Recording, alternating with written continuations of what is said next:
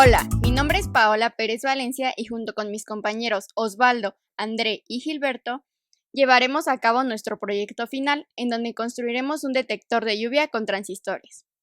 Los objetivos de nuestro proyecto son los siguientes. Elegir una aplicación real con el uso de componentes electrónicos vistos a lo largo del curso.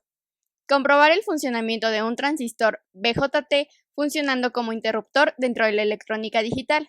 Así también como comprobar el funcionamiento de un transistor BJT funcionando como amplificador dentro de la electrónica analógica. Las problemáticas que deseamos resolver con nuestro circuito son activar los parabrisas de un automóvil, alertar a las personas cuando lloverá con el fin de guardar la ropa tendida y evitar que se moje. Y finalmente, para saber cuándo cerrar la cajuela o las ventanas de un automóvil. Buscamos resolver estas problemáticas proponiendo la siguiente solución. Crear un detector de lluvia con 2 transistores, cuyo objetivo será alertar a las personas cuando inicia la caída de lluvia a través de un sensor de lluvia. Antes de comenzar con el desarrollo de nuestra propuesta de solución, debemos tener en cuenta algunos conceptos. Para empezar, debemos conocer cómo es el funcionamiento de un transistor como interruptor. Dentro de la electrónica digital, un transistor como interruptor controla el paso de corriente entre el colector y el emisor.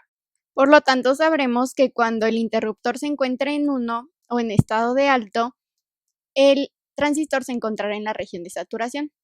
Por otro lado, mientras este interruptor se encuentre en 0, hablaremos de que estamos en la región de corte. Por otro lado, cabe destacar que también debemos tener en cuenta el funcionamiento del transistor como amplificador.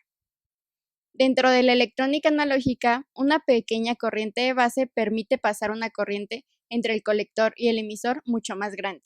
Es decir, la corriente de entrada se amplificará a la salida. Otro elemento fundamental dentro de nuestro circuito son los capacitores. El funcionamiento del capacitor se basa en que cuando se conecta a una fuente de voltaje, una de sus placas pierde electrones, mientras que la otra los gana, como lo podemos observar en esta imagen. Por otro lado, el material dieléctrico que se encuentra en el centro del capacitor en medio de las placas metálicas sirve para que estas últimas no hagan contacto entre sí. A continuación, mis compañeros André y Osvaldo les hablarán sobre el desarrollo del circuito. Bien, iniciaremos con el desarrollo del circuito. Lo primero que hay que ver son los componentes que vamos a necesitar. Los componentes que vamos a necesitar son un transistor NPN BC548, un transistor PNP BC558, una resistencia de 47 kiloohms, una resistencia de 1 kiloohm, un condensador de 0.01 microfarados, un parlante o un buzzer. Además de eso, también necesitaremos un sensor de lluvia que va a dar la señal para que haga su funcionamiento el circuito detector de lluvia. La resistencia de 47 kiloohms es la que ocuparemos para transmitir la señal que nos va a dar el sensor de lluvia al circuito detector de lluvia. Y el resto de componentes serán propios del detector de lluvia. Ahora explicaremos el funcionamiento del sensor de lluvia. En esta parte podemos observar de qué se compone un sensor de lluvia.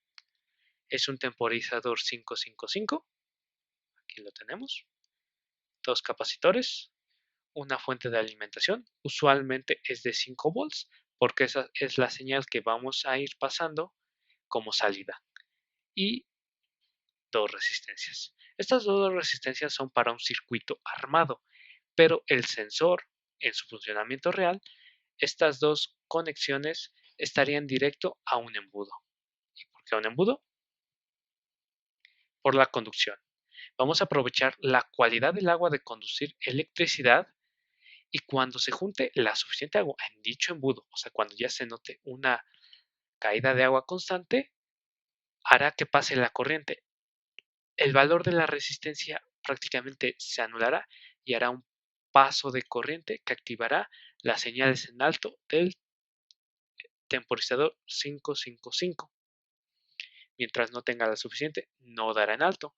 E inclusive el sensor 555 está hecho para dar señales en un tiempo, igualmente es determinado por el capacitor que se ponga en esta parte, de cuánto va a ser el tiempo en segundos, en alto y en bajo. Pero al hacer ese paso de corriente ya podremos activar la parte del detector de lluvia del circuito. Ahora bien, pasemos al funcionamiento del sensor de lluvia. En la simulación ya activa, lo único que hace es dar los pulsos. Esto es debido a que el sensor de lluvia actúa de forma ideal, en este caso, se mantiene constante y los pulsos a su vez. Como es una simulación y como ya se explicó, solamente está determinado por las dos resistencias y no por las dos terminales cuando hay paso de agua. Ahora analizaremos la parte derecha de este circuito, donde como pueden ver nos encontramos tanto con una resistencia, así como las fuentes de poder que simulan las pilas de 1.5 volts para suministrar 3 volts a todo el circuito, y los dos transistores, como el capacitor que nos apoya al funcionamiento de oscilamiento. Empezaremos analizando el primer transistor, que en este caso es un transistor PNP. Su función dentro del circuito es de un interruptor. Es este de aquí. Y como pueden ver, tiene la parte de base, colector y emisor conectados de tal forma en donde a la hora de que se suministra la corriente a este transistor permite el paso de la corriente y empieza una función de oscilamiento en el circuito en donde con apoyo del segundo transistor, como veremos a continuación, hacemos un amplificador en donde el sonido comienza a aumentar progresivamente. Como pueden ver, dentro del primer circuito nos encontramos con una intensidad de corriente de 71.57 mA cuando está prendido. Por lo tanto, a la hora de que el switch, o en este caso el transistor, está apagado, nos encontramos en la región de corte, mientras que cuando el interruptor está en la región de saturación, está prendido.